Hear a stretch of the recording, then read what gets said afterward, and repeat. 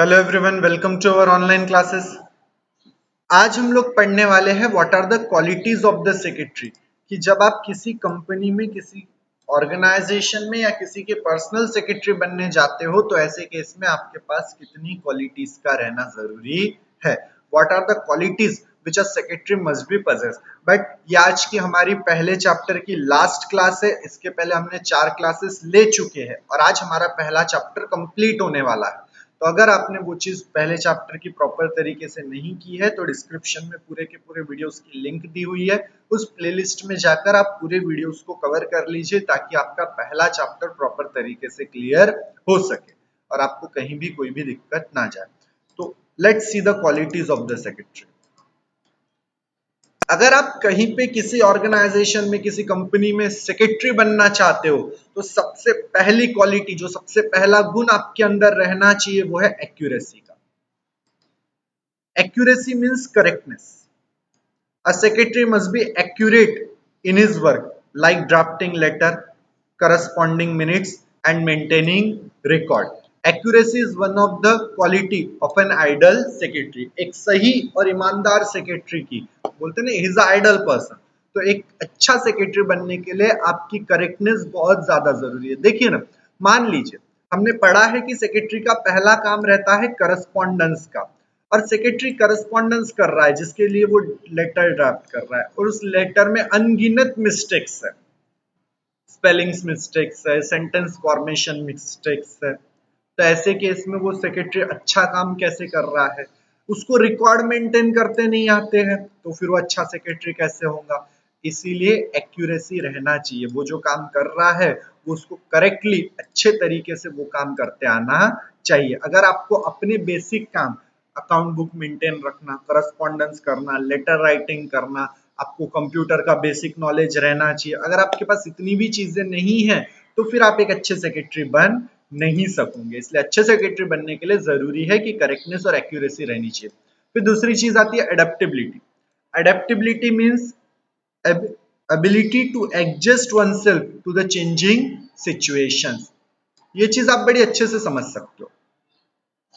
Being a secretary, उसको बोलते हैं ना, परिवर्तन ये समय की जरूरत है। समय के साथ धीरे धीरे चीजें बदलती जाती है। तो सेक्रेटरी अगर 25 साल पहले कोई रूल फॉलो करता होगा तो आज 25 साल बाद उसी रूल के भरोसे वो सेक्रेटरी काम नहीं कर सकता। देखिए ना, कोविड-19 के पहले हम ऑफलाइन में मिल रहे थे, एक क्लासेस में मिल रहे थे। बट अब कोविड-19 के कारण जब क्लासेस बंद है, कॉलेजेस बंद है, सारी चीजें बंद है, तो अब जो हमारी मीटिंग हो रही है वो कैसी हो रही है? वर्चुअली हो रही है। तो ये चेंजेस है। तो एक सेक्रेटरी को ये चेंज अडॉप्ट करते आने चाहिए। मतलब जैसा समय है उस समय के हिसाब से सेक्रेटरी को चलते आना चाहिए। परिस्थितियां बदलती है तो उसके हिसाब से सेक्रेटरी को भी अपने अंदर कई तरीके के चेंजेस लाने पड़ेंगे, वरना वो एक अच्छा सेक्रेटरी बन नहीं सकता है। जिसकी पहले वैट लगता था, वैल्यू एडेड टैक्स, अब जीएसटी लगने लगा है। अगर सेक्रेटरी बोले नहीं लगाता, मैं तो वैट ही पढ़ता हूं, मैं वैट ही लगाऊंगा, तो ऐसा चलेगा नहीं। सरकार ने वैट हटा दिया, जीएसटी लागू कर दिया, तो अब सेक्रेटरी को क्या करना पड़ेगा? उस चेंज को स्वीकार करना पड़ेगा, और उस चेंज को स्वीकार करने को ही बोला जाता है एडेप्टेबिलिटी। जो भी चेंज होगा हम उसको खुशी खुशी मंजूर करेंगे और उसके साथ हम आगे बढ़ेंगे। अब जैसे कोविड-19 के कारण हम घर पे बैठे रो तो नहीं सकते ना यार, स्कूल बंद है कैसे पढ़े, ट्यूशन बंद है कैसे पढ़े। अडॉप्ट करो उस चेंज को और उसके साथ आगे बढ़ो। तो इस वर्चुअल मीटिंग में थोड़ा सा इंटरेस्ट लेने की कोशिश करो, तो अपने आप वो काम इजी हो जाता है। तो इसी तरीके से सारी चीजों को अडॉप्ट करना। The situational change due to government policy, management policy, समय के साथ सरकारी नियम कायदे कानून बदलते हैं, मैनेजमेंट बदलता है, डिपार्टमेंट्स बदलते हैं, तो हर चीज को अडॉप्ट करते आना चाहिए। इस चीज को बोला जाता है अडॉप्टेबिलिटी। फिर कोऑपरेटनेस का नेचर है। Cooperative refer to the willingness on the part of the secretary to assist other in achieving the object of the organisation. Secretary ने कंपनी के हर डिपार्टमेंट की मदद करनी चाहिए, हर डिपार्टमेंट को सहयोग देना चाहिए ताकि कंपनी के ऑब्जेक्ट को अचीव हो सके। मतलब किसी भी डिपार्टमेंट में कभी भी कोई भी प्रॉब्लम जाती है तो उस प्रॉब्लम को सॉर्ट आउट करने के लिए सेक्रेटरी से जितना हो सके उतना उस सेक्रेटरी ने मदद करना चाहिए। It help in devoting team spirit and sense of togetherness. ये एक तरीके की बिलोंगिंगनेस क्रिएट करती है, एक अच्छा नेचर क्रिएट करती है। फिर आता है कर्टेसी। क्या होता है ये? It's imply politeness and kindness. A secretary should be courteous while dealing with the people. This approach creates a positive impression about the employer and the organization. क्या होता है जरा समझने की कोशिश कीजिए। हमारी कंपनी में कोई व्यक्ति आया, कोई फॉरेनर आया, कोई आया, एक सेक्रेटरी को उससे मिलने भेजा गया, तो वो कितने प्यार से बात करता है, वेलकम सर, आइए सर, बैठिए सर, है कि नहीं? एक पोलाइट लैंग्वेज रहनी चाहिए, सामने वाले के प्रति एक काइंडनेस रहनी चाहिए। अगर आप सामने वाले के साथ रूड बिहेवियर कर रहे हो, सामने वाले के साथ अनएक्सपेक्टेड बिहेव कर रहे हो, तो ऐसे केस में ये क्वालिटी सेक्रेटरी की नहीं है। ये क्वालिटी सीखना है ना, आप कस्टमर केयर से सीखिए।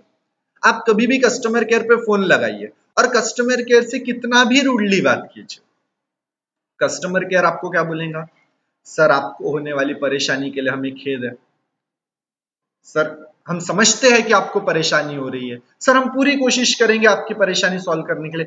वो कभी अपनी पोलाइट लैंग्वेज जो अभी कभी अपना टेम्पर ऊपर नहीं करता है, कभी वो अपनी वॉइस ऊपर नहीं करता है कि क्या है मैं बोल रहा हूं ना, सुन तो मेरी बात। ऐसा कभी भी सेक्रेटरी करता नहीं है और यही उसकी क्वालिटी रहनी चाहिए। फिर इनिशिएटिव्स का मतलब क्या होता है? Initiatives means a person tendency to take effort voluntary. मेरा काम नहीं है ना, जान दे, जिसका है वो देखते बैठेगा। तो कुछ इनिशिएटिव्स लेने चाहिए, खुद ने कुछ आगे होके कि नहीं मेरा काम नहीं है ना, फिर भी मैं करूंगा। क्यों? क्योंकि ये मेरे ऑर्गेनाइजेशन का काम है, ये मेरी टीम का काम है। तो इनिशिएटिव्स लेने चाहिए। A person tendency to take effort voluntary, खुद की इच्छा से मैं करूंगा, तो ऐसी भावना रहनी चाहिए, तभी वो एक अच्छा सेक्रेटरी है। वरना मेरा काम नहीं है ना, मैं नहीं करूंगा, उसका काम है ना, वो जाने, उसका काम जाने, ऐसा बिहेवियर सेक्रेटरी का नहीं रहना चाहिए।